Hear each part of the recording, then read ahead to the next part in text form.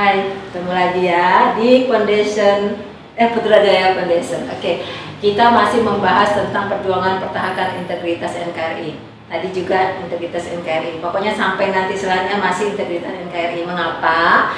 Karena pada saat itu Indonesia baru merdeka. Jadi bagaimana para tokoh, para pemuda mempertahankan kemerdekaan tersebut, jangan kembali lagi ke tangan Belanda. Oke, kita masuk selanjutnya. Nah, di sini dia. Disintegrasi bangsa. Tadi satu udah lewat, sekarang yang kedua tadi fisik ya, fisik.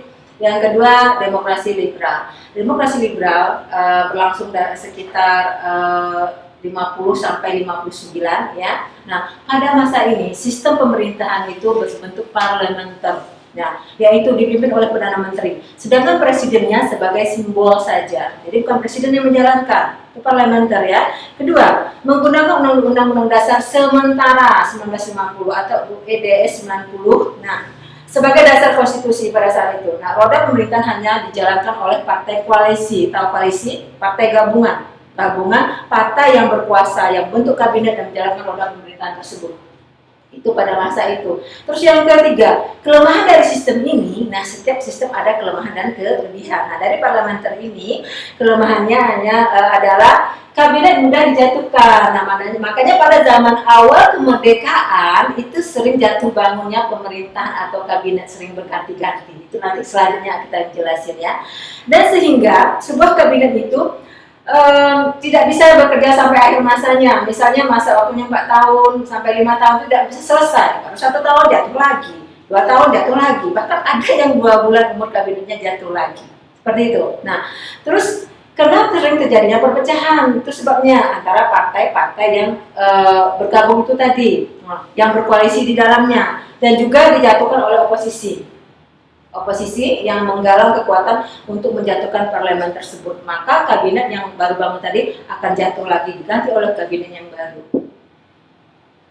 Nah, ini dia berapa upaya disintegrasi yang terjadi pada masa demokrasi liberal. Nah, ini dia yang saya katakan minggu kemarin kita ketemu, terjadinya di daerah-daerah pemberontakan ya, timbulnya dewan-dewan segala macam, mereka bangun dengan catatan mereka mau keluar dari NKRI. Mengapa? Tidak puas dengan pemerintahan pusat itu tadi, sementara pemerintah tidak mau Indonesia ini putus, mau di bawah satu naungan NKRI dari Sabang sampai Merauke. Nah, terbentuknya dewan-dewan daerah.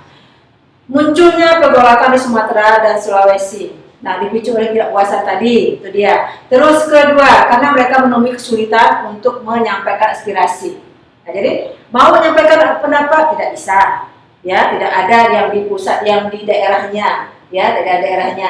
Terus Dewan Banteng, yaitu di Sumatera Tengah, 20 Desember 1956 dipimpin oleh Letkol Ahmad Hussein membentuk Dewan Banteng, terus Dewan Gajah Sumatera Utara, terus Dewan Garuda di Sumatera Selatan, terus dewan-dewan inilah saling bekerja sama, mereka itu saling berhubungan ya, misalnya gimana pergerakan ini. Nah, tujuan sama, mereka ingin tadi tidak puas dengan pemerintah pusat karena setiap mereka meminta pendapat tidak sampai ke daerah tersebut, seperti itu.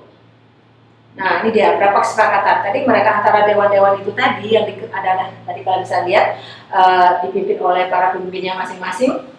Ini bersepakat untuk kerjasama. Hasilnya ini kita lihat. Tuh, mereka bersepakat seperti ini. Pembangunan daerah akan dilakukan dengan cara mengganti potensi daerah melalui pemerintahan ekonomi. Ya, tidak mau mereka dengan pusat. Nah, terus menyusun buku sejarah perjuangan Sumatera Tengah, terus membangun museum perjuangan, itu agenda mereka. Terus mengurus para pejuang yang cacat karena pertempuran dan para janda segala macamnya, ya, disantuni sama mereka. Terus merancang simbol lambang baru. Nah, ini di sini nih yang bahayanya. Seandainya mereka merancang simbol lambang baru, bukan bendera merah putih lagi, otomatis kan Indonesia udah terbagi-bagi, ya kan? Sementara kita baru saja merdeka, belum bisa menyatukan secara keseluruhan, itu tadi. Nah, terus melakukan pengawasan terhadap penempatan pejabat daerah harus merupakan tenaga produktif bagi daerah tersebut. Nah, di sini maksudnya nomor 6, misalnya suatu daerah itu ada orang yang berpotensi. Mengapa harus diambil daerah pusat? Nah, itulah maksud mereka. Jadi mereka ingin menggunakan tenaga daerah produktif di daerah tersebut. Nah, terus sedangkan dalam bidang pertahanan keamanan, mereka membentuk Komando Pertahanan Daerah yang meliputi bidang teritorial, bidang operatif, bidang administratif, sesuai dengan pembangunan administrasinya yang telah di pemerintah pusatnya diminta dihapuskan. Nah, sebagai sentralisasi itu tadi karena merugikan daerah. Nah, mereka yang di daerah minta dihapuskan disentralisasi. Karena apa? Merugi daerah seperti apa? Karena daerah tidak tahu informasi yang perlu harus mereka dapatkan. Itulah tujuan mereka pertama di bidang pembangunan ekonomi. Nah, terus yang B, PRRI Permesta. Kalau tadi dewan-dewan ya, sekarang pergolakan lagi di daerah yang di melemahnya kabinet Ali Sastroamidjojo pada masa ini, ya akhirnya kabinet Ali Sastroamidjojo menyerahkan mandatnya kepada presiden. Dia tidak sanggup lagi jadi Perdana Menteri saat itu. Kenapa? Bukan presiden yang bergerak saat itu, parlemen itu adalah menterinya yang bergerak. Karena ada pergolakan, beliau serahkan. Nah, akhirnya Soekarno menghimpun partai baru dan membentuk kabinet Juanda, ya dipimpin oleh Insinyur Juanda. Tapi Dewan Daerah ini, ya Dewan tidak setuju. Akhirnya pada sebelum Kerusuhan 58, ya Ahmad Hussein berpidato memberikan ultimatum kepada pemerintah pusat, ya pusat dalam waktu 5x24 jam ini mandat ini harus ya kembali lagi. Itu dikasih peringatan kepada pemerintah pusat. Nah, Presiden menugaskan Hatta dan Hamengkubuwono IX untuk membentuk kabinet ahli, ya jangan terjadi kekacauan balau tadi, dan meminta kepada Presiden untuk kembali lagi pada kedudukan sebagai konstitusional. Seperti itu permintaan mereka yang Permesta ini tadi.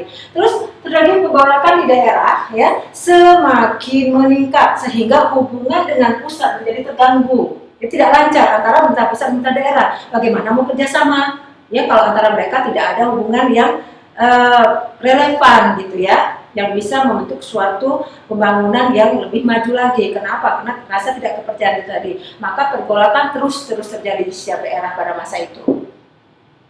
Nah, masa demokrasi terpimpin, kalau tadi demokrasi liberal ya, terpimpin. Tapi tadi liberal dari 50 sampai 59. Nah, terpimpin 59 sampai 63. Cuma berapa tahun ganti terus seperti itu. Satu aja sebabnya.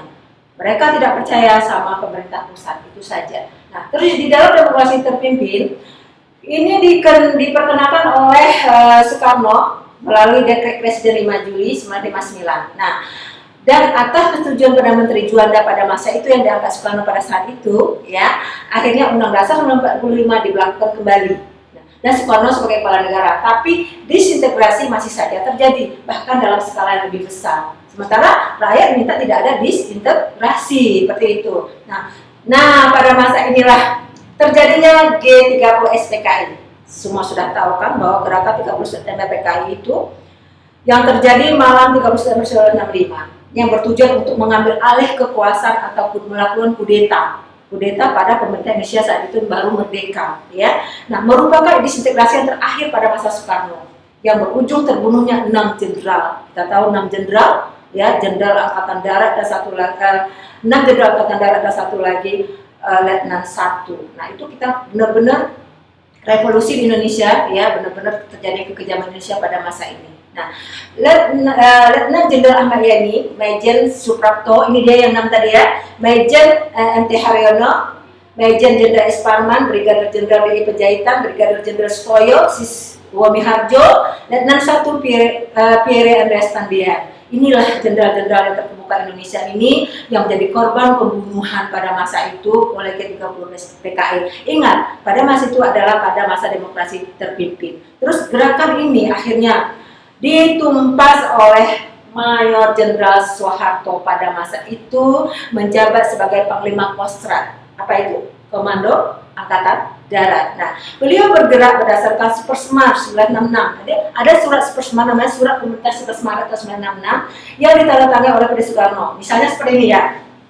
Saya sudah katakan di minggu-minggu kemarin, dalam suatu negara tidak boleh kekosongan pemerintahan. Dan tidak boleh ada 2 pemerintahan seperti itu. Nah, di sini saat ini Soekarno keadaan darurat, Soeharto mengambil alih, tapi sudah setuju oleh Soekarno dengan melalui Supersemar ini tadi. Akhirnya Soeharto membongkarlah gerombolan PKI yang membunuh 6 jenderal itu tadi di suatu daerah di Jakarta Timur. Kalau kalian ke sana ada namanya Desa Lubang Buaya. Jadi bukan dalam Lubang Buaya ya, Desa Lubang Buaya di Jakarta Timur dibuat sumur kecil, dimasuklah 6 jenderal itu tadi di sana. Oke, saya yakin kalian pasti tahu.